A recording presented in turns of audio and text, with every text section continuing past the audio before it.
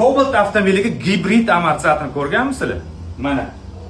Qaranglar, tegidan boshlaymiz. Tegi Cobalt o'zini amortizatori, mana hamma joylari, tarilkadan tepasi Lasetti prujina, tarilka chashkalarigacha Lasetti, ichi kaptuyski amortizator. Mana aslida mana Cobalt bilan mana Lasetti'ni Gentra'ni amortizator farqini tarilkalarda ko'rinadi, bilinadi. Cobalt avtomobiliga mers hadoy qildik, kaptuyski amortizator qildik. Yumshadi, zo'r bo'ldi, lekin undan-da yumshoq qilish uchun biz gibrid amortizatorni qo'yamiz. Bilasizlar, Lasetti'ni prujinasi ancha kengroq bo'ladi.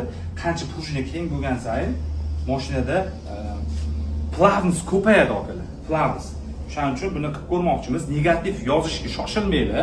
Qachonki biz o'z ustimizda ishlasak, izlansak, boshqa qilsak, o'shanda biz rivojlanamiz akalar. Buni qo'yib hozir sinab ko'ramiz akalar. Bizdan kuzatishda davom etib turinglar.